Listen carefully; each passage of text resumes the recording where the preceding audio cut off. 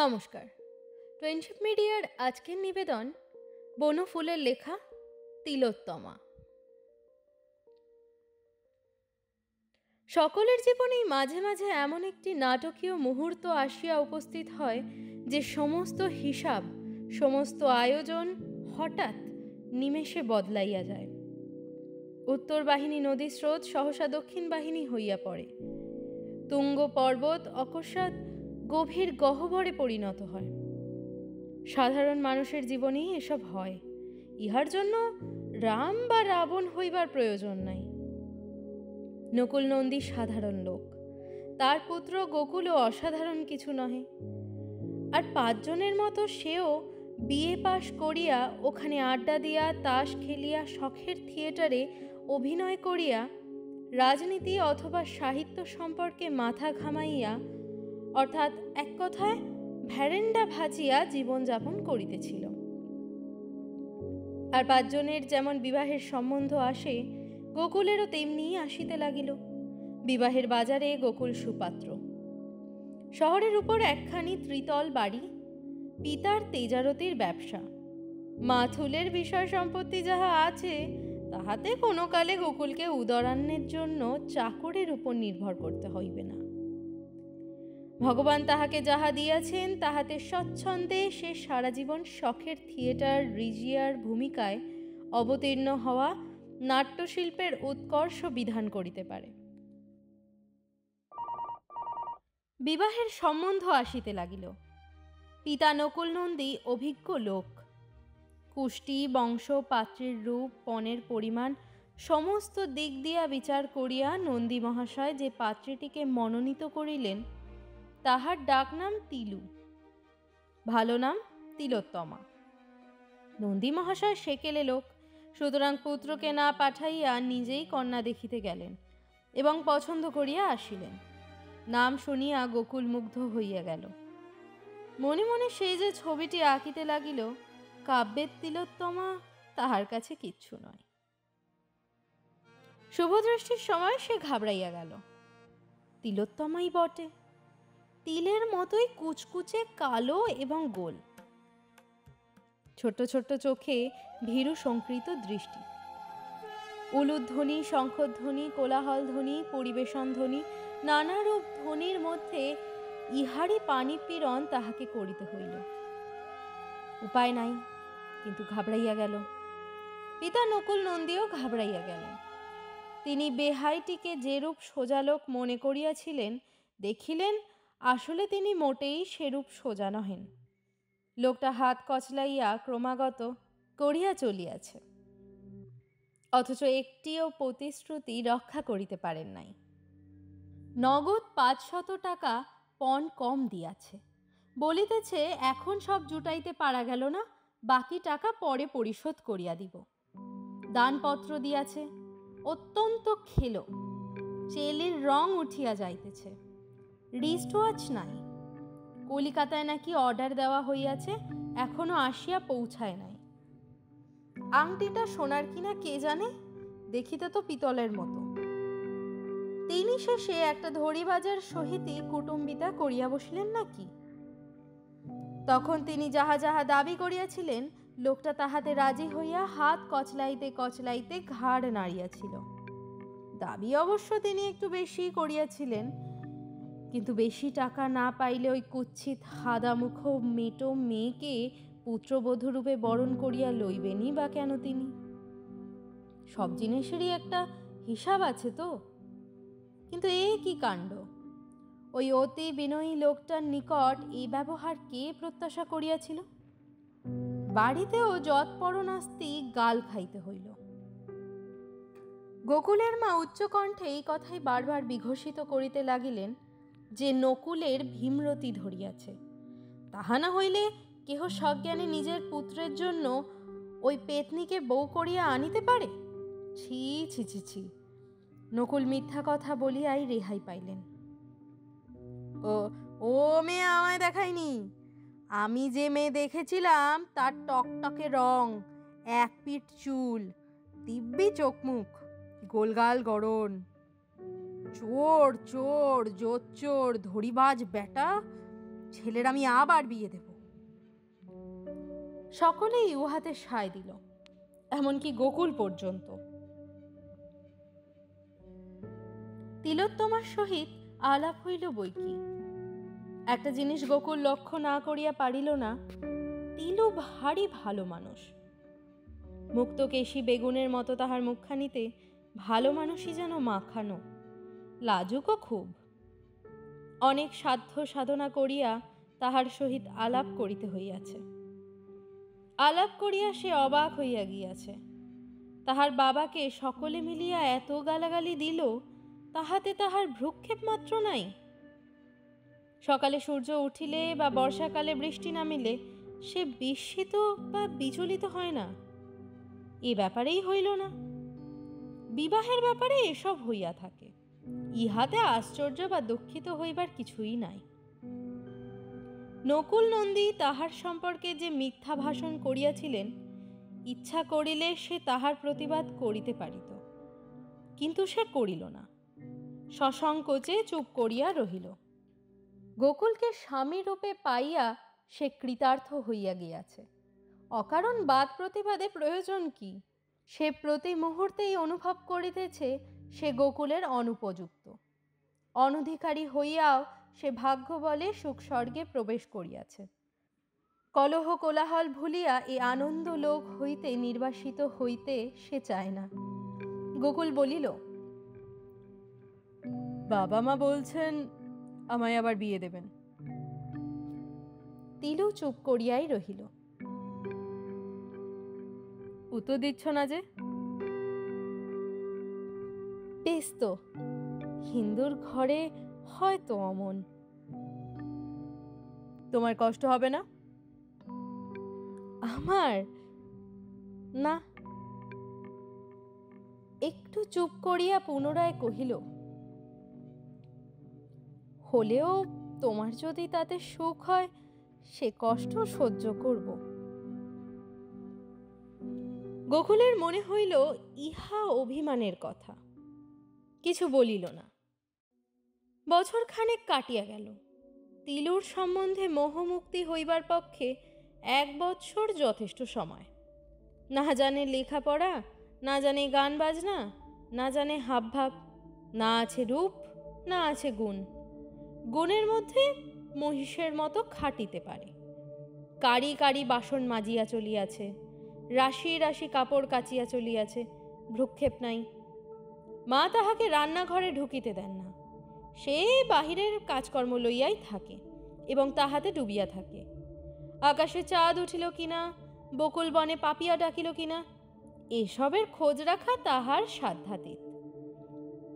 নাট্যশিল্পী কবি প্রকৃতির গোকুল দমিয়া গেল এবং অবশেষে হাল ছাড়িয়া দিল। একটা চাকরানির সহিত কাহাতাকার প্রেম করা যায়? বাবা যদিও এখনো বেহাই গোষ্ঠীর ওপর চটিয়া আছেন, কিন্তু দ্বিতীয়বার বিবাহের কথা তিনি আর উত্থাপন করেন না। স্বতঃপ্রবৃত্ত হইয়া গোকুলের পক্ষেও মুখ ফুটিয়া সে প্রস্তাব করা শক্ত। এমন সময় বিধাতা একদিন মুখ তুলিয়া চাহিলেন। চন্দ্রগুপ্ত অভিনয় হইবে। সেলুকাস ও অ্যান্টিগোনাস অভিনয় করিবার লোক পাওয়া গিয়াছে, কিন্তু পোশাক পাওয়া যাইতেছে না। গ্রিক পোশাক আনিবার জন্য গোকুল কলিকাতায় যাইতেছিল।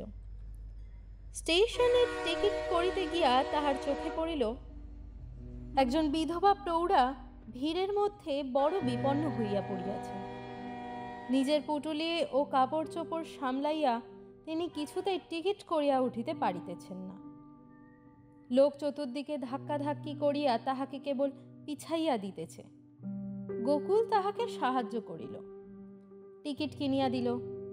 তিনিও কলিকাতায় যাইতেছেন, তাহার সহিত কোনো পুরুষ অভিভাবক নাই, সুতরাং গোকুলকে সে ভাড়ও লইতে হইল। গোকুলের কামরাতেই তিনি উঠিলেন। গোকুল নিজের নানারূপ অসুবিধা করিয়া, এমনকি একজন প্যাসেঞ্জারের সহিত কলহ করিয়াও তাহার শয়নের ব্যবস্থা করিয়া দিল। প্রৌঢ়া মুগ্ধ হইলেন।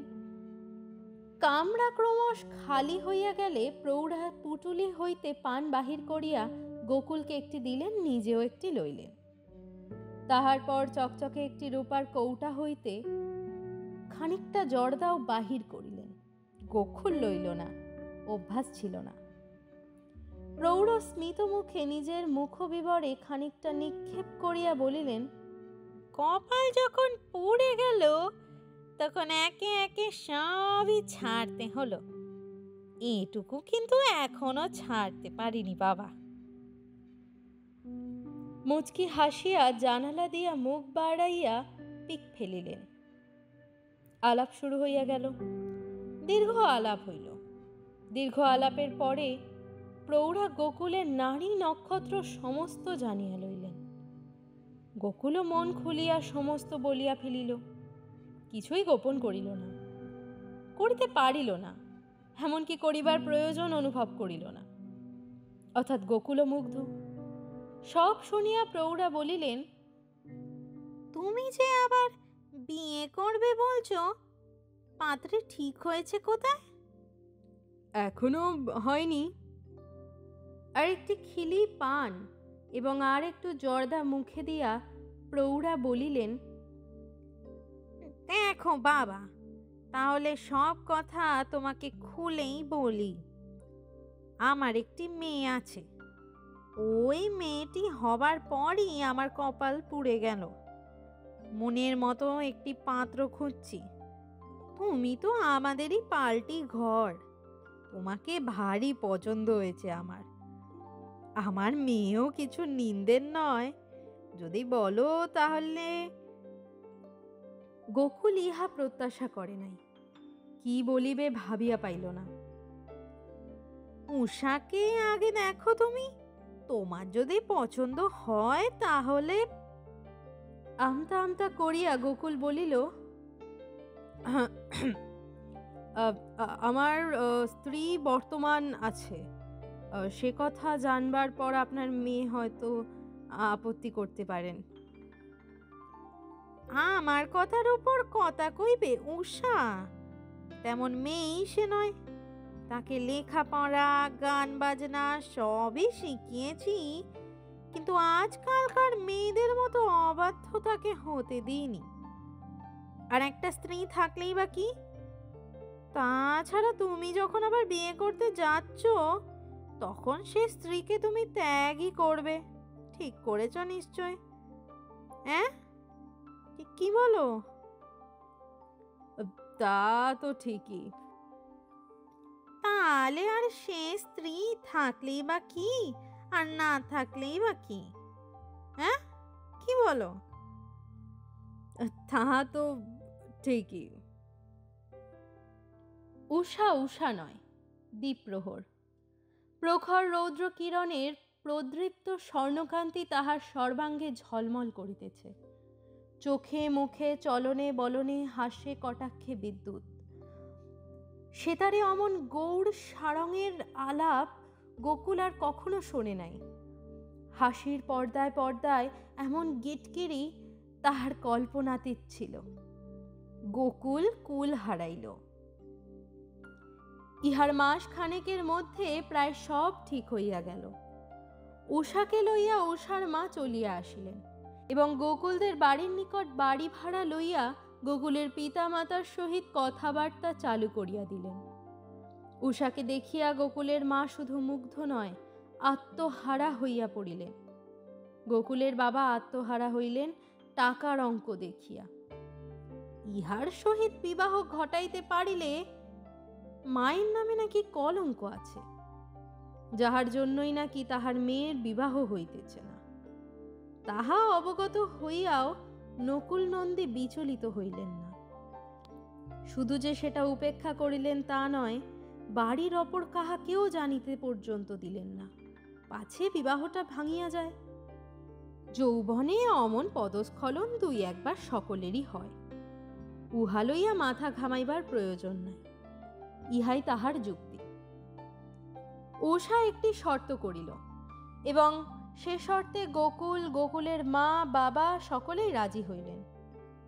বিবাহের পর তিলোত্তমাকে জন্মের মতো বাপের বাড়ি পাঠাইয়া দিতে হইবে। রাত্রি দ্বীপ্রহর। বিনিদ্র নয়নে গোকুল একা বিছানায় জাগিয়া আছে। কাল সকালেই উষার মা তাহাকে আশীর্বাদ করিবেন। কই, তিলোত্তমা তো এখনো আসিল না। এত কাণ্ড হইয়া গেল, তিলোত্তমা একটি কথাও বলে নাই। তাহাকে একবার জিজ্ঞাসা করা কর্তব্য। গোকুল এপাশ ওপাশ করিতে লাগিল।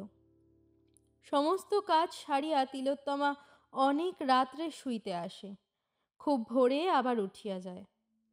তাহার দেখা পাওয়া শক্ত। গত 20-25 দিনের মধ্যে তাহার সহিত নির্জনে একবারও দেখা হয় নাই। এ সম্বন্ধে কোনো আলোচনাই হয় নাই। একবার জিজ্ঞাসা করা উচিত বই কি। গোকুল প্রতীক্ষা করিতে লাগিল। হঠাৎ গোকুলের ঘুম ভাঙিয়া গেল। দেখিল তিলোত্তমা সসংকোচে উঠিয়া যাইতেছে। ভোর হইয়া গিয়াছে। শোনো শোনো। কি? আজ আশীর্বাদ, মনে আছে তো? আছে। দেখো, তোমার আপত্তি নেই তো? না। বিয়ের পরই তোমাকে বাপের বাড়ি পাঠিয়ে দিতে বলেছে, শুনেছো সে কথা? শুনেছি, তাই যাব। তুমি এক আধবার যদি দয়া করে যাও, তাতেই আমার যথেষ্ট হবে। আমি যাই, আমার অনেক কাজ পড়ে আছে। চলিয়া গেল। গোকুল কিছুক্ষণ গুম হইয়া শুইয়া রহিল। তাহার পর উঠিয়া বসিল। তাহার পর বিছানা হইতে নামিয়া জানালার নিকট গিয়া দাঁড়াইল। দেখিল তিলোত্তমা ছাই গাদায় বসিয়া বাসন মাজিতেছে। আশীর্বাদের সাজ সরঞ্জাম লইয়া উষার মা আসিলেন। প্রচুর সাজ সরঞ্জাম, প্রকাণ্ড একটি ফুলের মালাও সঙ্গে আনিয়াছিলেন। মুচকি হাসিয়া বলিলেন, উষা সারা রাত ধরিয়া নিজের হাতে মালাটি গাঁথিয়াছে।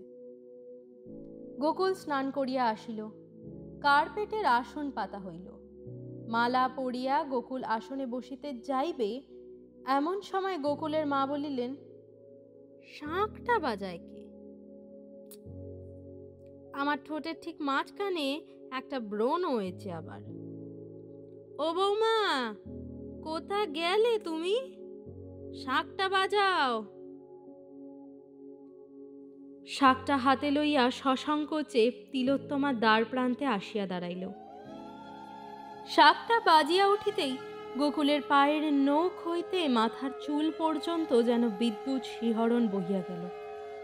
আকস্মিক বজ্রাঘাতে সমস্ত চূর্ণ বিচূর্ণ হইয়া গেল যেন। আমাকে মাপ করবেন। দুই হাতে মালাটা ছিঁড়িয়া ফেলিয়া সে দ্রুত পদে উপরে উঠিয়া গেল। ধন্যবাদ এতক্ষণ সঙ্গে থাকার জন্যে। গল্পটি ভালো লেগে থাকলে ভিডিওটিকে লাইক করে দেবেন, শেয়ার করে দেবেন এবং এরকম গল্প আরও শুনতে হলে চ্যানেলটিকে সাবস্ক্রাইব করে দেবেন। ধন্যবাদ।